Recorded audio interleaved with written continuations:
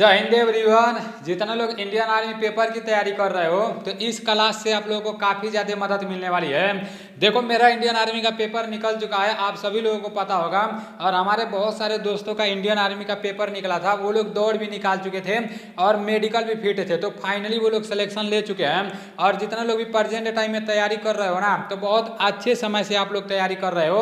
आने वाले समय में जो इंडियन आर्मी की नई भर्ती आने वाली है, अगर लगातार आप लोग तब तक मेहनत करते रहोगे जब तक भर्ती ना आ जाए, तो आप लोग का पेपर 100% निकलेगा। लेकिन लगातार आप लोग को मेहनत करना है, ठीक है ना। और आप लोग अपने दिमाग में ये तो बिल्कुल भी नहीं लाना कि मान लो अभी इस चैनल पर जैसे 81,000 सब्सक्राइबर हैं, वीडियो 2,000 चलता है, 3,000 चलता है, तो आप लोग ये नहीं सोचना कि यार यहाँ तो मिलियन में सब्सक्राइबर नहीं है, वीडियो 1 लाख नहीं चलता है, 2 लाख नहीं चलता है, तो यहाँ जो बताया जा रहा है पता नहीं ये पूछा जाएगा कि नहीं पूछा जाएगा। अपने दिमाग में ये बिल्कुल भी नहीं लाना, क्योंकि भाई यहाँ जो भी प्रश्न लाया जाता है ना, मोस्ट इंपॉर्टेंट प्रश्न लाया जाता है और ये सारी चीज़ें खोजने में बहुत ज़्यादा मतलब मेहनत लगती है।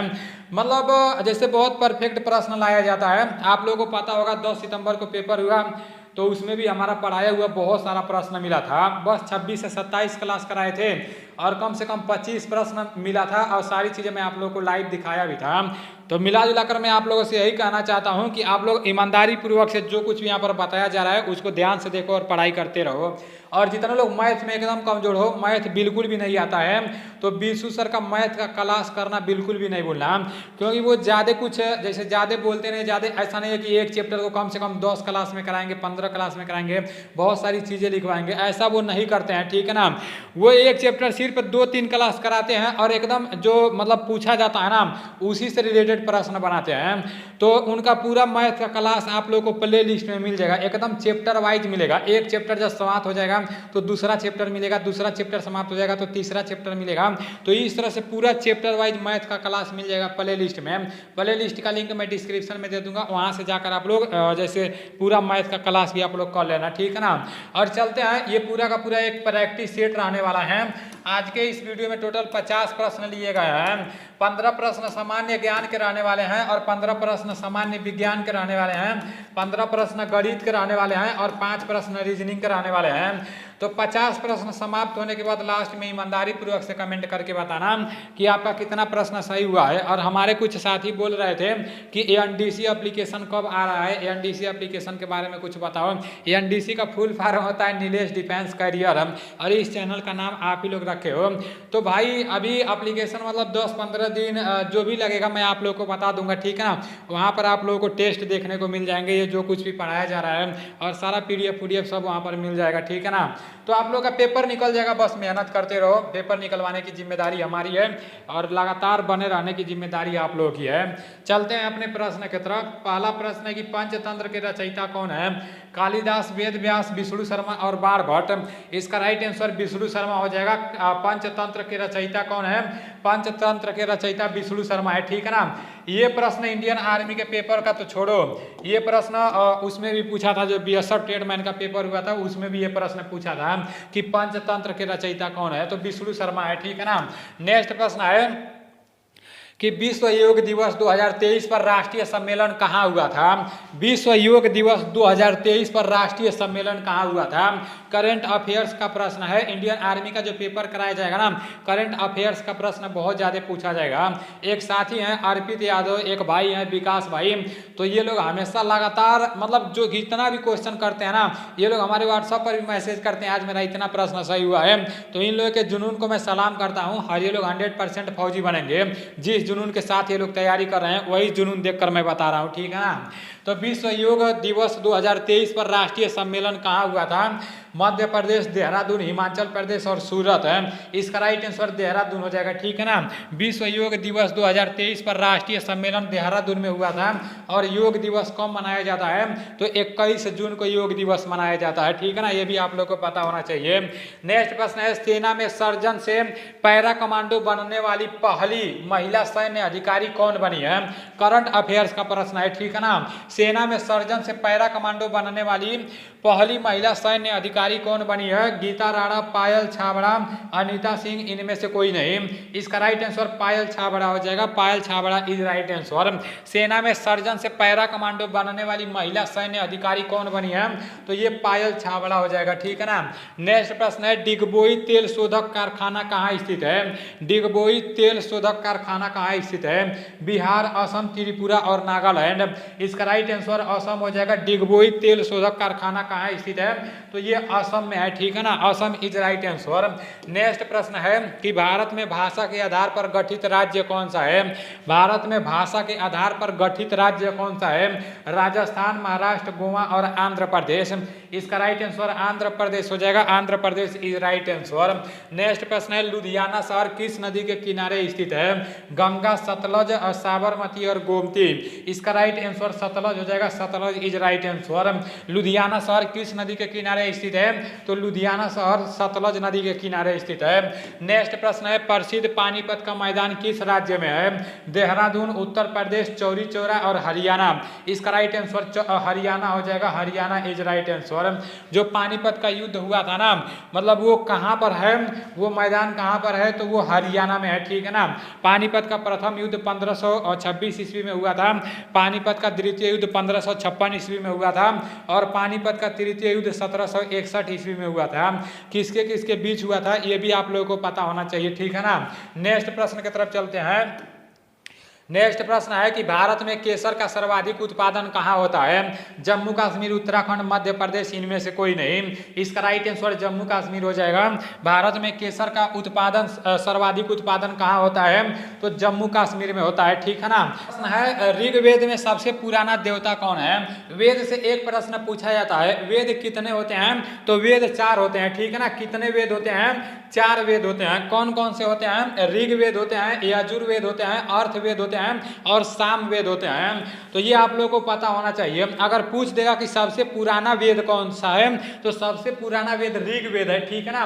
और सबसे ज्यादा प्रश्न ऋग्वेद से पूछा जाता है और सामवेद से पूछा जाता है। तो ऋग्वेद के बारे में और सामवेद के बारे में आप लोग पता लगाकर सारी चीजें अपने कॉपी में लिख लेना और याद कर लेना, क्योंकि जब इंडियन आर्मी का पेपर देने बैठोगे ना तो यही देखने को मिलेगा। जैसे वेद से जो प्रश्न पूछा जाएगा, ऋग्वेद से पूछा जाएगा, नहीं तो सामवेद से पूछा जाएगा। पिछले किसी भी साल का पेपर उठाकर देख लेना, दो वेद के बारे में ज्यादा पूछा जाता है। तो यहाँ पर बोला गया है कि ऋग्वेद में सबसे प्रमुख देवता कौन है? अग्नि, शिव, इंद्र और विष्णु। इसका राइट आंसर इंद्र हो जाएगा। Indra is right answer. Rigveda में सबसे प्रमुख देवता इंद्र है। नेक्स्ट प्रश्न है आरबीआई की स्थापना कब हुई? मोस्ट इंपॉर्टेंट प्रश्न है, ठीक है ना। आरबीआई की स्थापना कब हुई? Reserve bank of India RBI का फुल फॉर्म होता है, रिजर्व बैंक ऑफ इंडिया, ठीक है ना। और इसकी स्थापना कब हुई? 1 अप्रैल 1935, 1 जुलाई 1955, 2 अप्रैल 1936 और इनमें से कोई नहीं। इसका राइट आंसर हो जाएगा 1 अप्रैल 1935, ठीक है ना। आरबीआई की स्थापना कब हुई? तो आरबीआई की स्थापना 1 अप्रैल 1935 को हुई। और कहां पर हुई? तो कोलकाता में हुई, ठीक है ना।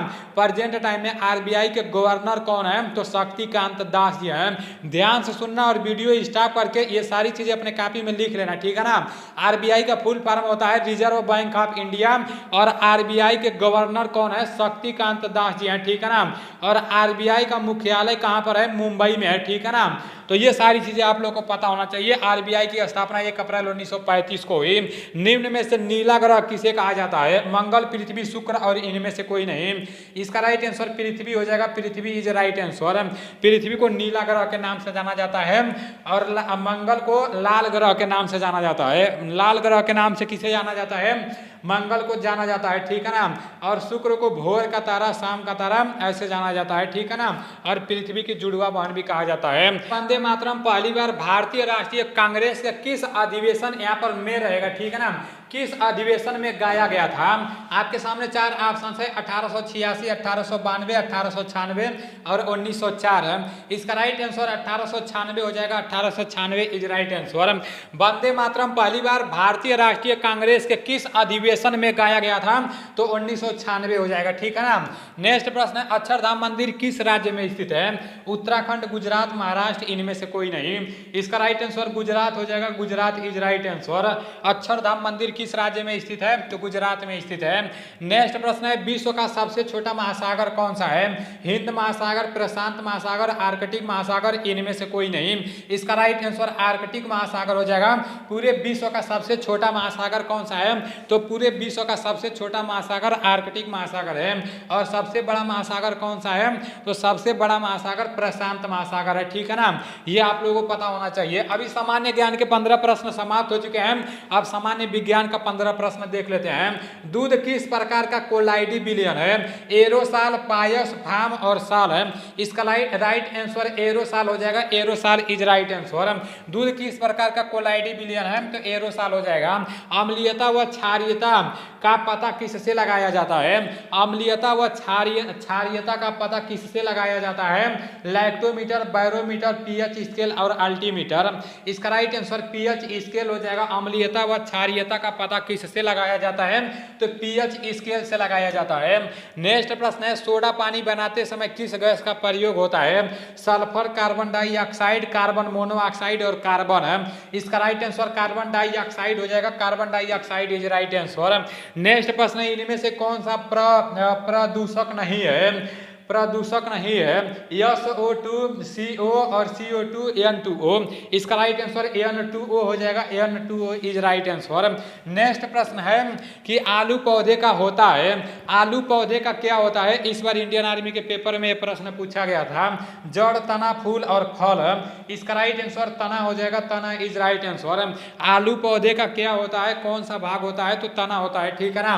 नेक्स्ट प्रश्न है कि डॉक्टर हरगोविंद खुराना को किस खोज के लिए नोबेल पुरस्कार से सम्मानित किया गया था? नोबेल पुरस्कार का शुरुआत कब हुआ था? ये आप सभी लोगों को पता होना चाहिए।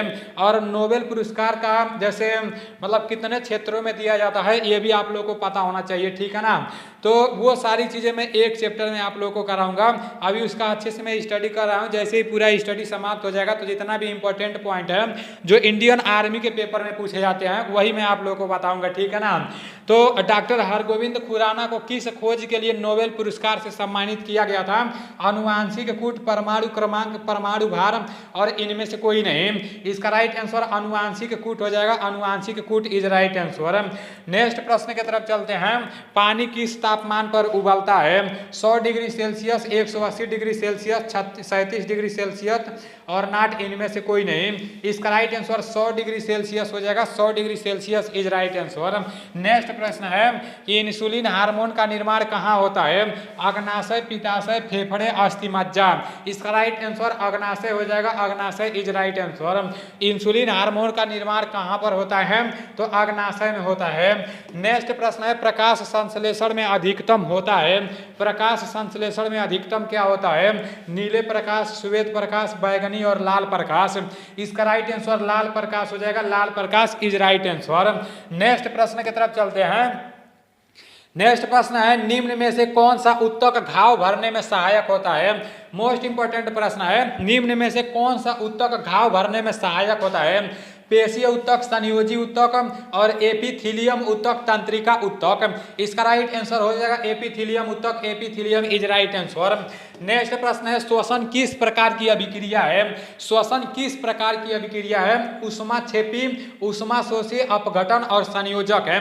इसका राइट आंसर ऊष्माक्षेपी हो जाएगा। आज आप लोगों को थोड़ा हार्ड टाइप के प्रश्न देखने को मिल रहे होंगे, तो परेशान नहीं होना। जब दोबारा रिपीट होगा ना तो ये प्रश्न आपको आ जाएगा। पहली बार में नहीं आएगा तो दूसरा बार में आएगा, तीसरा बार में आएगा, चौथा बार में आएगा। मैं इसका रिवीजन कराते रहूंगा, ठीक है ना। कंकाल की उम्र के द्वारा मापी जाती है।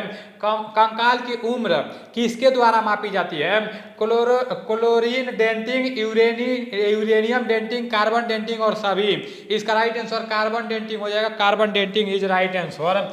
नेक्स्ट प्रश्न है गति किस यंत्र से मापते हैं? गति किस यंत्र से मापते हैं? अमीटर, स्पीडोमीटर, टेकोमीटर और ओडोमीटर। इसका राइट आंसर स्पीडोमीटर हो जाएगा। Speedometer is right answer. Next प्रश्न है स्तनधारी जंतु किस अंग से श्वसन करते हैं? फेफड़े, गिल, त्वचा और इनमें से सभी। तो इसका राइट आंसर क्या हो जाएगा? इसका राइट आंसर फेफड़े हो जाएगा। फेफड़े इज राइट आंसर। स्तनधारी जंतु किस अंग से श्वसन करते हैं? फेफड़े से। लास्ट प्रश्न है कि कागज से बनता है, कागज से क्या बनता है? यूरिया, शुगर, ईटोन और सेलुलोज है। इसका राइट आंसर सेलुलोज हो जाएगा। Cellulose is right answer. अभी आप लोगों के सामान्य ज्ञान के 15 प्रश्न समाप्त हो चुके हैं। सामान्य विज्ञान के 15 प्रश्न समाप्त हो चुके हैं। टोटल 30 प्रश्न समाप्त हो चुके हैं। अब विशु सर आ रहे हैं। 20 प्रश्न आपका जैसे 15 प्रश्न मैथ कराएगा और 5 प्रश्न रीजनिंग कराएगा। क्वेश्चन 31वां जो है आपका अनुपात का क्वेश्चन है। ए अनुपात बी दिया, बी अनुपात सी दिया, तो ए और सी का वैल्यू पूछ लिया। तो क्या करना है आपको? क्वेश्चन को ए अनुपात मतलब ए अनुपात बी अनुपात सी, ए अनुपात बी अनुपात सी के अनुपात में लिखना है। और ए का जो वैल्यू है वो 3 अनुपात 4 है। ए का जो वैल्यू दिया वो 3 अनुपात 4 दिया। ए का वैल्यू 3 अनुपात 4 और बी और सी का वैल्यू देखो, ए का 3 और बी का 4 और बी का फिर जो वैल्यू दिया वो 8 दिया। 8 अनुपात 9, 8 अनुपात 9। तो ए और सी का मान ज्ञात करो। जब यहाँ कोई वैल्यू नहीं है तो 4 लिख लिया और यहाँ भी कोई वैल्यू नहीं तो बराबर वाला वैल्यू लिखते हैं। तो यहाँ क्या लिख दिया? 8। अब क्या करें? इसकी आपस में गुणा कर दें। तो 8 से 3 का गुणा किया तो 8 तिया 24, 8 चौक 32 और 9 का 4 में 9 चौक 36, मतलब 24, 32 और 36 आपका आंसर आ गया। लेकिन पूछ क्या लिया वो ध्यान रखें आप। आपसे ए और सी का वैल्यू पूछा तो ए अनुपात सी पूछ लिया और ए का वैल्यू आपका बना 24 और सी का बना 36। अगर ये दोनों की दोनों वैल्यू किसी कॉमन नंबर से कटती हैं तो आप काट सकते हैं। 12 दूनी 24 और 12 तिया 36, तो 2 अनुपात 3, 2 अनुपात 3 मतलब ए ऑप्शन दोस्तों क्या है आपका? सही है। चलते हैं नेक्स्ट क्वेश्चन पर। एक संख्या का 16% का मान 224 है तो 27% का मान बताना है। मतलब 16% का मान 224, तो 16% का मान 224 है तो 1% का वैल्यू निकाल लो आप। 224 का बट्टा 16। अब 16 से इसको काट दो। 16 से 16 एकम 16, 6 बचा 4 और 16 चौके 64। एक अनुपात का वैल्यू, 1% का जो वैल्यू आया वो 14 आया। इसने पूछा तो संख्या का 27%। अगर हमारे से संख्या पूछता तो 1 का मान 14 आया तो 100 का मान 1400। लेकिन इसने क्या कह दिया? 27% क्या होगा?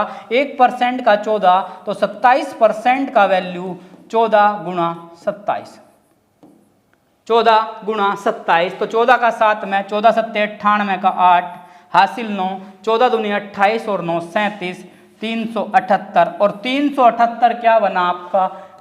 सी ऑप्शन क्या है दोस्तों आपका? सही है। जो आपके ऑप्शन दिए आप एक बार चेक करें। 278, 378, 478। अगर आप थोड़ा सा भी मल्टीप्लाई वगैरह में मिस्टेक करेंगे तो आपके क्वेश्चन के गलत होने के चांस बन सकते हैं। तो चलते हैं अपना नेक्स्ट क्वेश्चन पर।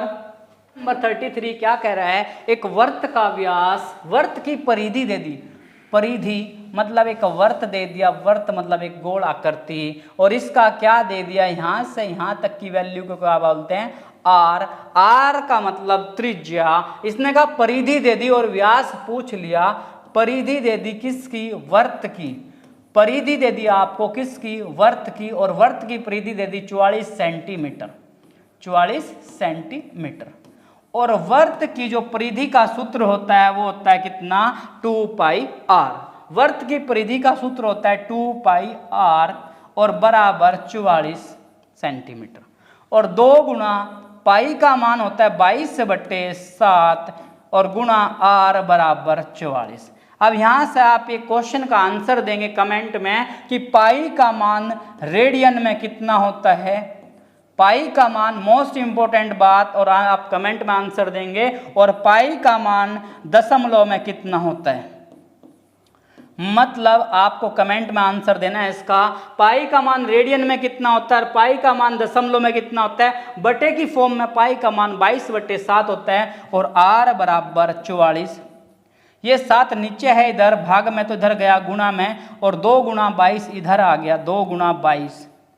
22 से 44 2 बार कटा और 2 से 2 कट गया, तो r बराबर आ गया 7 और r बराबर आ गया आपका 7। लेकिन 7 आंसर दिया आपका पहला ए ऑप्शन, लेकिन ध्यान रखना पूछ क्या लिया, व्यास पूछ लिया।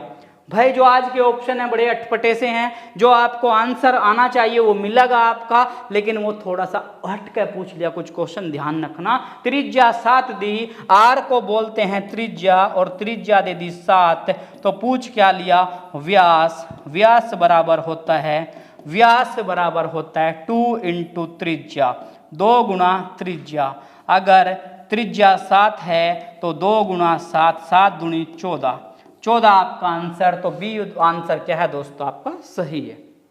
परिधि 44, 2 पाई r, 2 गुणा 22/7 गुणा r बराबर 44, और r बराबर 44 गुणा 7, और ये गुणा में था तो बटे में गया, 22 से 2, 2 से 2 कट गया, 7 आपका आ गया। लेकिन त्रिज्या 7 आई और व्यास पूछ लिया। व्यास होता है त्रिज्या का दुगुना, मतलब 2 गुणा 7 तो मतलब 14। चलते हैं अपने नेक्स्ट क्वेश्चन पर। नेक्स्ट क्वेश्चन क्या कह रहा है, एक संख्या 38 से उतनी ही अधिक है जितनी 80 से कम, तो संख्या बताओ। तो संख्या इस सिचुएशन में क्या होती है, तो संख्या क्या होती है, 38 से उतनी ही ज्यादा है जितनी 80 से कम, तो दोनों को जोड़ दो और बटे 2 कर दो। 38 से क्या है, ज्यादा है उतनी जितनी 80 से कम, तो 38 में 80 जोड़ दो और बटे 2 कर दो।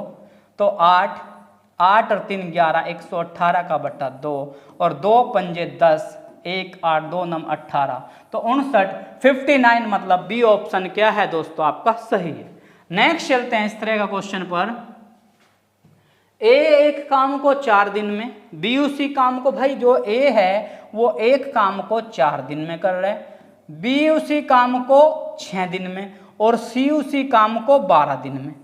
3 आदमी एक काम पर लगे हुए हैं जिनका नाम ए है, बी है और सी है। तो ये कहा तीनों मिलकर, मतलब अगर तीनों बंदे एक साथ काम को करें तो तीनों मिलकर कितने दिन में करेंगे। तो क्या करना है आपको, इसका एलसीएम लेना है। एलसीएम से क्या हो जाएगा, इन तीनों के द्वारा किया गया एक कॉमन कार्य पता लग जाएगा। तो 4, 6 और 12 का जो एलसीएम है वो 12 होता है। अगर आपसे एलसीएम लेना नहीं आता तो प्ले लिस्ट में जाओ आप नीलेश डिफेंस कैरियर के, और वहां पर मैंने आपको एलसीएम एचसीएफ का चैप्टर पूरा अच्छे से क्लियर करा रखा है। तो 4, 6 और 12 का 12, 4 से 3 बार कटा, 6 से 2 बार कटा और 12 से 1 बार। इसका मतलब 3 काम इसने किया ए ने, 2 काम इसने किया बी ने, और 1 काम किसने किया सी ने। तो तीनों के द्वारा जो काम हो गया 3 2 5 और 1 6, 3 2 5 और 1 6, और काम कितना करना 12, तो 12 का बटा 6, 6 दूनी 12, तो मतलब 2 दिन में क्या कर जाएंगे, काम को कंप्लीट कर जाएंगे। 2 दिन में क्या होगा, काम कंप्लीट हो जाएगा। 4 से 12, 4 तिया 12, 6 दूनी 12 और 12 कम 12, 3 2 5 और 1 6, 12 का बटा 6, तो मतलब 2 दिन में। तो नेक्स्ट क्वेश्चन चलते हैं अपना। नेक्स्ट क्वेश्चन क्या कहा कि 20 25 का वर्गमूल, 20 25 का वर्गमूल। अब अगर इसका वर्गमूल निकालना है तो 2 तरीके इसके होते हैं, 2 से 3 तरीके। पहला क्या, ऑप्शन मेथड। देखो 25 25 की गुणा करें तो 2 दूनी 4, मतलब बहुत छोटा बनेगा। 5 पंजे 25, 2 दूनी 4, कम बनेगा। अगर 55 55 की 5 पंजे 25 ज़्यादा हो जाएगा। 3 तिया 9 कम रहेगा। 4 चौक 16, तो 4 चौक 16 क्या है 20 के पास है। तो 45 की अगर 45 से गुणा करो, तो 45 की 45 से गुणा करो, 5 पंजा 25, 5 चौक 20 और 2 22, 4 पंजा 20 और हासिल 4 चौक 16 और 2 18, 5 2 8 और 2 10, 1 और 1 2, 2025, तो मतलब 45 इसका सही आंसर है। या फिर आप इसके फैक्टर कर सकते हो, टुकड़े कर सकते हो, या फिर आप जो एक मैंने आपको मेथड बताया है कि लास्ट में जिस संख्या के 5 है वो किसका होगा, 5 का। और ये क्या है 20, और 20 किसके वर्ग के पास है, 4 के, तो मतलब 45 आपका सही आंसर। चलते हैं आज के नेक्स्ट क्वेश्चन पर कि 6 8 10 x और 7 का औसत 8 है, तो इसने कहा x का मान बताओ। मतलब 6 का, 8 का, 10 का, x का और 7 का, इन सभी का जो औसत है वो 8 है। सबका औसत जो दिया वो 8 दिया, कितना 8 दिया। तो क्या करेंगे, औसत का मतलब होता है पदों का योग। पदों का योग कर लो भाई, 6, 8, 10 प्लस x और प्लस 7 और बटे इधर जितने पद हैं उतने की गुणा कर दो, 1, 2, 3, 4, 5। पदों का योग बटे पदों की संख्या कर सकते हैं आप, बटे 1, 2, 3, 4, 5 और इसका बटा 1 मान लिया, क्रॉस गुणा। तो 6 और 8 14, 10 24 और 7 31 प्लस x बराबर 8 पंजे 40। तो x बराबर 40 माइनस 31, 40 से 31 गया तो 9, और 9 क्या, सी ऑप्शन क्या है दोस्तों आपका सही है। सबको क्या किया, जोड़ दिया और बटे जितने पद हैं 1, 2, 3, 4, 5 सबका जोड़ 31 प्लस x, 8 पंजे 40, 40 से 31 गया तो 9। चलते हैं नेक्स्ट क्वेश्चन पर। क्या कहा, 15 व्यक्ति किसी खेत को 28 दिन में काटते हैं। 15 व्यक्ति हैं, 28 दिन में खेत को काटते हैं, तो गुणा 28 कर लिया। अगर खेत का देता, कार्य देता तो डाउन में जाता, मैंने 3-4 बार पिछली वीडियोज में रेगुलर बता रहा हूं। और 10 व्यक्ति कहा कितने दिन में खेत की कटाई करें। 15 व्यक्ति 28 दिन में, तो 15 गुणा 28, और ये गुणा में 10 है तो बटे में 10 गया, ये गुणा में 10 है तो बटे में 10 गया, और 5 से काट दिया 2 बार, और 5 से काट दिया 3, 2 से काट दिया 14, और 14 का 3 में गुणा किया 42, तो कितना आ गया 42। और सी ऑप्शन दोस्तों क्या है आपका सही है। नंबर 39 में क्या कहा, 39 में क्या कहा, राम का वेतन 600 से बढ़कर 750 हो गया। भाई ये क्वेश्चन आपका 2017 से मैं इस तरह का क्वेश्चन कम से कम 6 से 8 बार देख चुका हूँ। कभी तो ये 600 से 750 देगा, कभी ये 1500 से 1800 देता है, कभी ये 600 से 900 देता है। तो बिल्कुल सेम इसी तरह का क्वेश्चन देता है आपको कि 600 रुपये था राम का वेतन, और इससे बढ़कर जो हो गया वो 750 रुपये हो गया। जब 600 से बढ़कर 750 रुपये हुआ तो ये 150 रुपया बढ़ गया। जो राम का वेतन है वो 150 रुपये बढ़ गया। तो इसने कहा राम के वेतन में कितने प्रतिशत वृद्धि हुई, तो प्रतिशत वृद्धि, कोई सूत्र वगैरह नहीं लगाना। वृद्धि जो हुई 150 रुपये की हुई, और हुई किस पर, इस 600 रुपये पर। 150 रुपये की वृद्धि हुई किस पर, 600 रुपये पर, और गुणा कर लिया भाई 100% का। किसका गुणा कर लिया, 100% का। अब इसको क्या करें, काट लें। देखो 2 जीरो से 2 जीरो कट गया, अब 6 से काट लिया, 6 एकम 6 दूना 12, 6 एकम 6, 6 दूना 12, 3 बचा 0 और 6 पंजा 30। तो आंसर आपका आया 25% की वृद्धि राम के वेतन में होगी। तो सी ऑप्शन क्या है दोस्तों आपका सही है। चलते हैं नेक्स्ट क्वेश्चन पर। अगला क्वेश्चन क्या कहा, क्वेश्चन नंबर 40।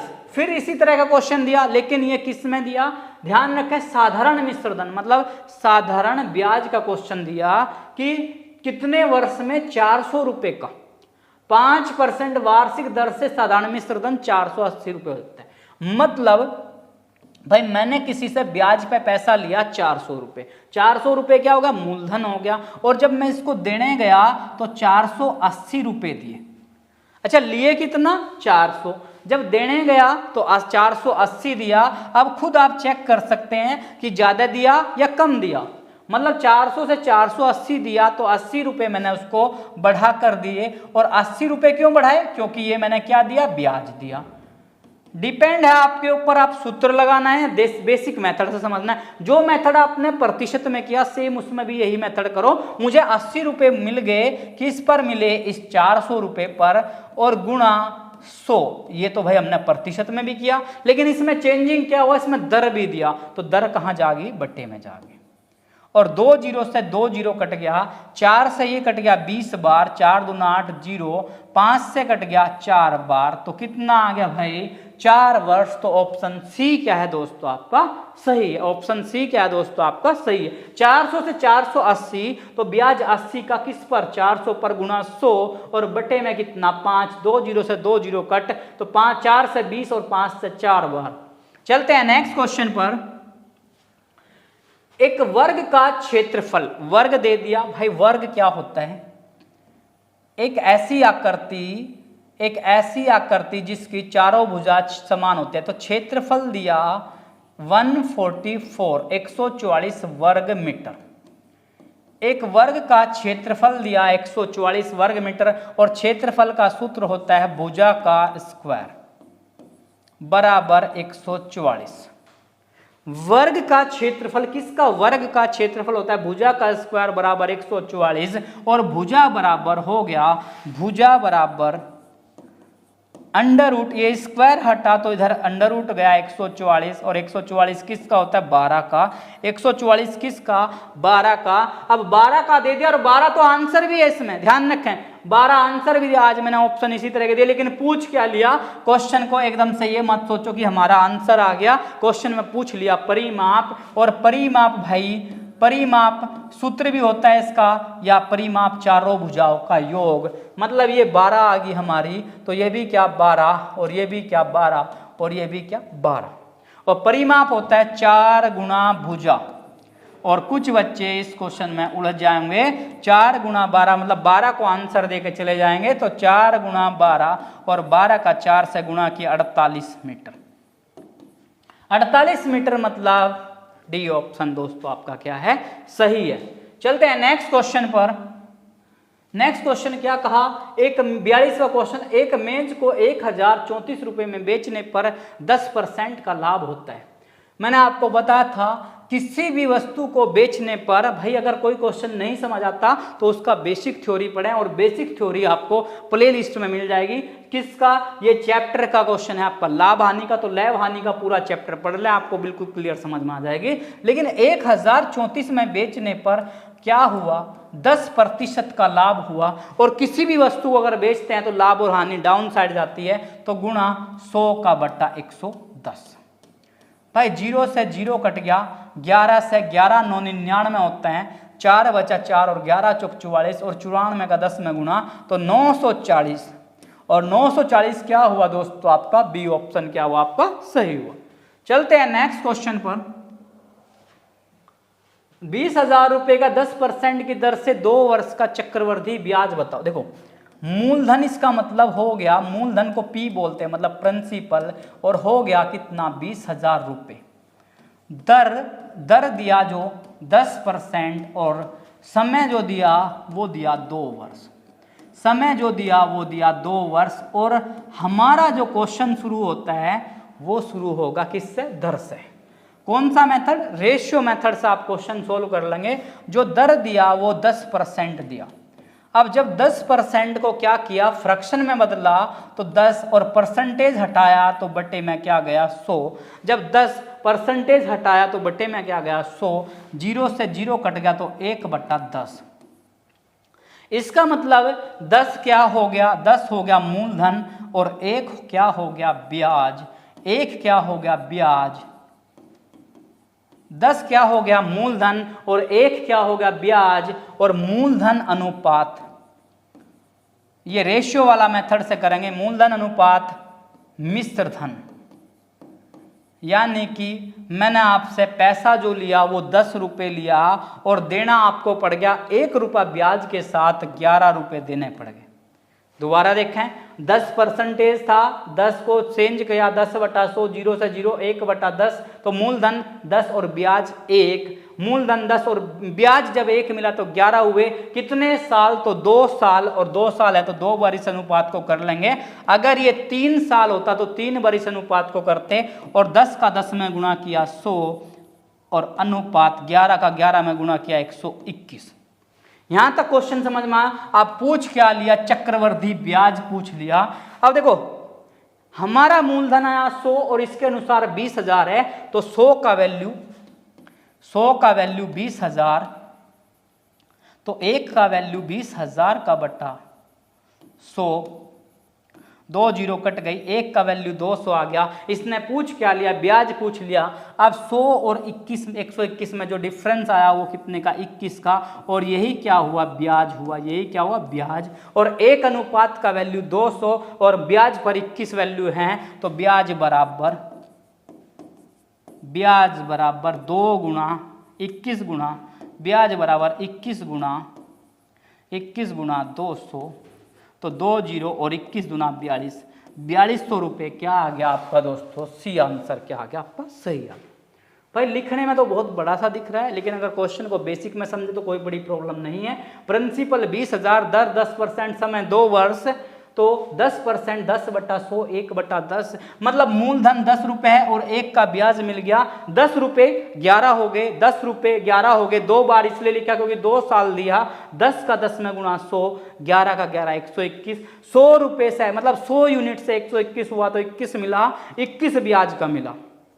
अब हमारे अनुसार मूलधन 100 है और ये कह रहा है 20,000 है, 100 यूनिट का वैल्यू 20,000, 1 यूनिट 20,000 का बट्टा 100, 2 जीरो से 2 जीरो, 1 यूनिट का वैल्यू 200 और ब्याज पर 21 यूनिट है तो 21 गुणा 200 मतलब 4200 आपका दोस्तों आंसर, मतलब सी ऑप्शन क्या आपका सही है। नेक्स्ट चलते हैं, 20% व 30% के समतुल्य बट्टा। अब समतुल्य का बट्टा का मतलब होता है डिस्काउंट, यानी कि आप शॉप पर गए, दुकान पर गए और दुकानदार ने, मान लो ये टी शर्ट है, क्या लिख दिया इस पर 20% प्लस 30% का बट्टा, तो हमारे अनुसार 20 और 30 हम क्या सोच लेंगे, 20 और 30 50 हो गया और पहला ऑप्शन भी क्या मिल गया दोस्तों 50, लेकिन 50 नहीं है। करने का तरीका क्या है, 100 देखो 100 है और जब 20% का छोड़ दिया, 20% का डिस्काउंट दे दिया तो दुकान वाला 80 तो लेगा, तो 80/100, फिर दुकान वाले ने क्या किया 30 का तो छोड़ दिया तो 70 तो लेगा, 70/100।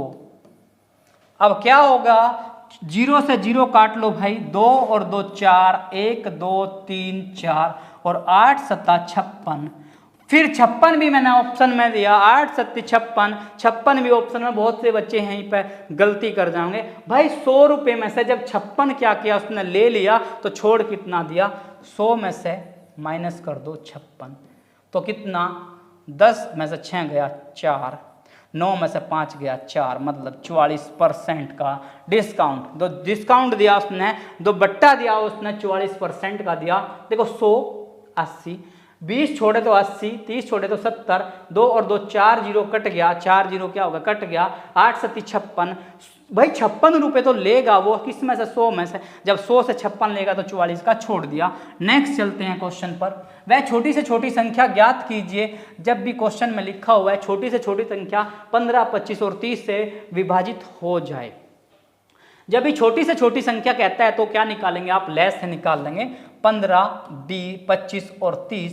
भाई आप डायरेक्ट भी निकाल सकते हैं, डायरेक्ट भी निकाल सकते हैं, डायरेक्ट मेथड भी है, या फिर इनडायरेक्ट मेथड क्या है, टुकड़े काट लो, फैक्टर तोड़ लो, 2 से काट लो 15, 25, 2 से 15, फिर क्या करो आप 3 से काट लो भाई, 3 पंजा 15, 3 से नहीं कटता जू का तो, और फिर 3 से 5 बार, फिर 5 से कट गया, जो वैल्यू है वो 5 से 1, 5 और 1, और फिर 5 से 1, 1 और 1, 2 तिया 6, 6 पंजा 30 और 30 पंजा 150, मतलब 2 गुणा 3 गुणा 5 गुणा 5, 2 तिया 6, 6 पंजा 30 पंजा 150, तो 150 क्या हो गया, 150 वो छोटी से छोटी संख्या जो इन सबसे कटती है, और बी ऑप्शन दोस्तों के है आपका सही है।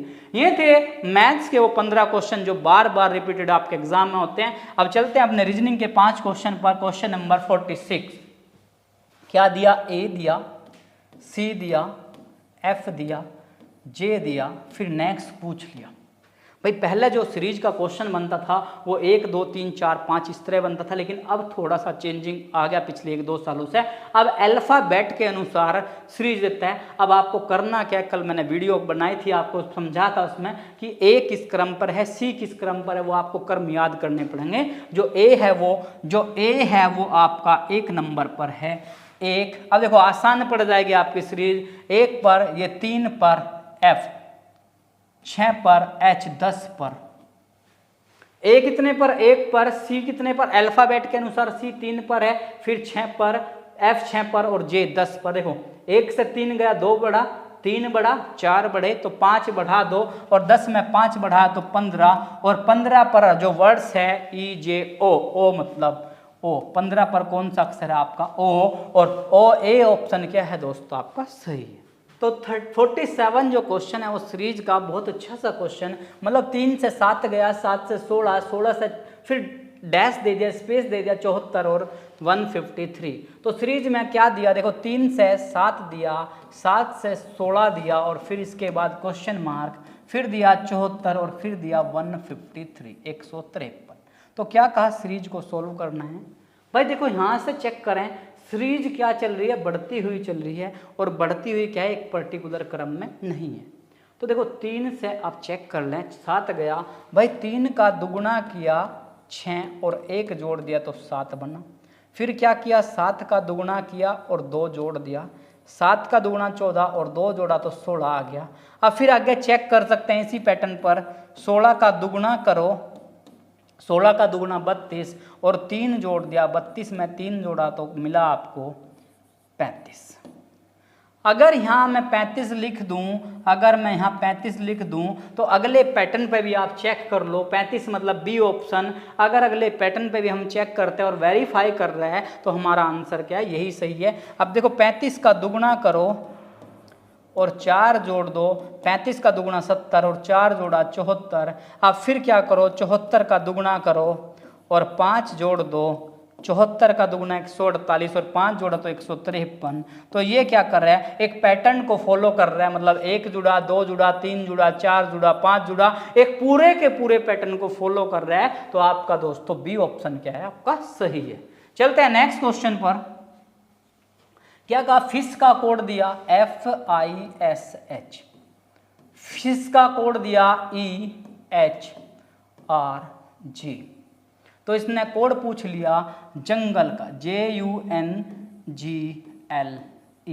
इस तरह का क्वेश्चन की बहुत संभावना आपके एग्जाम में बनती हैं और ध्यान रखें, बड़ा ही सिंपल है। देखो F से एक पहले जो अक्षर है वो E होता है, I से एक पहला H, S से एक पहला R, H से एक पहले तो G। तो मतलब एक का पहले गया, एक का घटा, एक का घटा। तो यहाँ भी क्या करेंगे, उधर भी वर्ड्स में से एक घटा दें, एक घटाओ, एक घटाओ, एक माइनस करो, एक माइनस, एक माइनस, एक माइनस। तो J से एक पहले गए तो I गया और I आपको 2 ऑप्शन में मिला, 2 ऑप्शन तो आपके क्या गए, खत्म गए। तो U से पहले आपको V मिला, U से पहले आपको T मिला, U से पहले आपको क्या मिला, T वर्ड्स मिला, U से पहले आपको जो वर्ड्स मिला वो T मिला, IT। अब IT तो 2 में है, अब N से एक पहले आपको M मिला और ITM और G से पहला मिला आपको, G से पहला मिला F और L से पहला मिला K और E से पहला मिला D। तो आपका A ऑप्शन क्या है दोस्तों, आपका सही है। ए ऑप्शन क्या है, सही है। चलते हैं नेक्स्ट क्वेश्चन पर। नेक्स्ट क्वेश्चन क्या कहा, वर्षा को गुलाबी कहे, 2-3 बार आपके एग्जाम में आ चुका है। 30 मार्च 2021 को जो एग्जाम हुआ वहां पर ये क्वेश्चन आया था। इसको अगर नहीं दिख रहा वहां पर तो मैं यहाँ लिख रहा हूँ क्वेश्चन को पूरा प्रॉपर। क्या कहा, इसको इस तरह से लिखेंगे, वर्षा को गुलाबी कहा।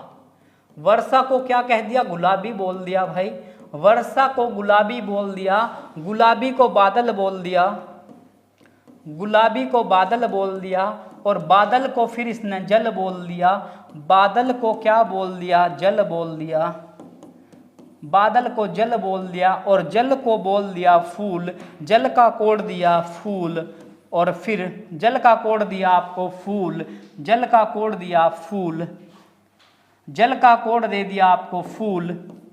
फिर क्या कहा कि प्यास लगने पर आप क्या पिएंगे। अब देखो प्यास लगने पर, देखो वर्षा का एक्चुअल कोड गुलाबी, गुलाबी का बादल, बादल का जल और जल का फूल। प्यास लगने पर देखो पूछ क्या लिया, प्यास लगने पर, प्यास लगने पर क्या पिएंगे, मतलब प्यास लगने पर हर एक आदमी क्या पीता है, जल पीता है और जल का जो कोड एक्चुअल में क्या पीता है, जल, और जल का कोड जो दे दिया वो फूल। तो जल, बहुत से क्या सोचेंगे जल इसका सही आंसर है, लेकिन जल का जो कोड इधर दिया वो इसका एक्चुअल आंसर है। तो क्या आया आपका फूल। तो बी ऑप्शन क्या है दोस्तों, आपका सही है।